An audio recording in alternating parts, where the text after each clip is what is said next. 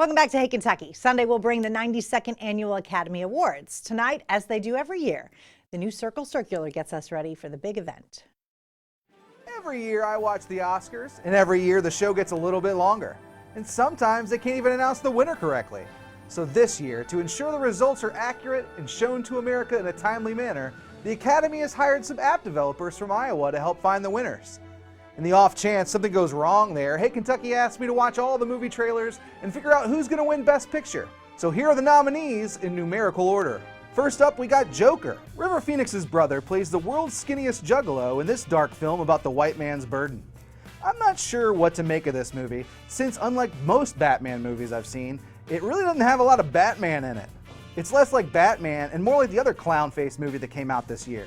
And just like It, the characters were hard to relate to. In fact, it's best to think of the Joker as Pennywise if he got his nickel back. Look at this photograph. Next up, Little Women. Straight from the Goop Lab comes this film that was based on the classic novel I've always pretended to read. I heard that the film is different from the book, which is terrible news, because now I'm going to have to act like I've noticed the differences. Oh, interesting. Greta Gerwig went a different way with this. She's giving us the stories via flashback instead of, hey, why wasn't she nominated for Best Director? This is unacceptable. I don't know how long I can ride that one out. Look, I only go to the theater to see movies in IMAX 3D, and that would make these Little Women huge. And wouldn't that destroy the whole point of the movie? So I'll just wait till it comes to Blockbuster. That's at least what I told my wife and she bought it. Which brings us to our next film, which was almost called Little Men, The Irishman. Hey, look at me, I'm Irish over here. I'm such a good actor, I can play anybody. Hoo-ah! Look at me, I'm Irish. I love Scorsese films, but there's no way I'm watching this one anytime soon. I don't have that kind of time. I mean, this movie is longer than a boat ride with Gilligan. I'm sorry, but this movie is so long I had to fast forward through most of the trailer. Even the trailer has long silent pauses.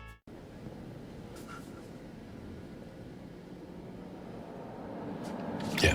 Next up, the film 1917. What's that? Oh, 1917. Okay, that makes way more sense. Okay, yes, 1917. So here we have the long-awaited sequel to 1916. The word on the street of Des Moines is that this is the odds-on favorite to take home Best Picture. And it's easy to see why, as it beautifully captures a guy running around war, the likes of which cinema hasn't seen since Forrest Gump. Next up, Marriage Story. Marriage Story has a lovely lady who was married to that boyfriend guy from Girls. Let me guess they get divorced from each other when Kylo's evil plan unfurls. Marriage Story, wow.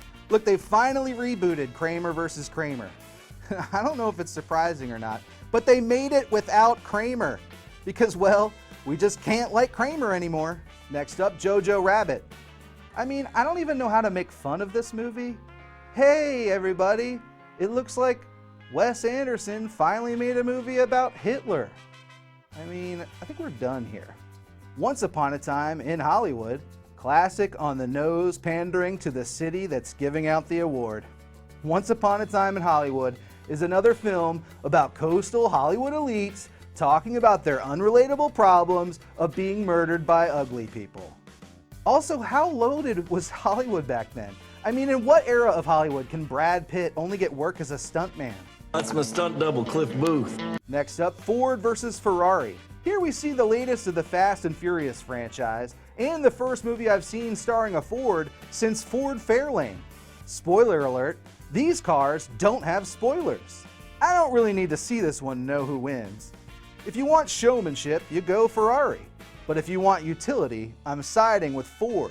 After all, in the Oregon Trail game, I never had the option to Ferrari a river. And finally, our pick to win Best Picture is Parasite. Sure, it's a dark horse pick, but a stellar film that isn't quite what you think it is. They say you shouldn't know anything going into Parasite, except maybe Korean. So I won't say much more about it, which helps because I don't know anything else more about it. But since the Oscars don't have a host, it's only fitting that the film made by the guy who directed the host will win the top prize. But if it doesn't get enough delegates to win, then I'll change my vote to 1917. Back to you all in the studio. Thank you so much, Ken. All right, still ahead on Hey Kentucky, a game of Do We Care? We will cover several more topics, including another overseas player who hopes to wind up with the Kentucky football team. Don't go away.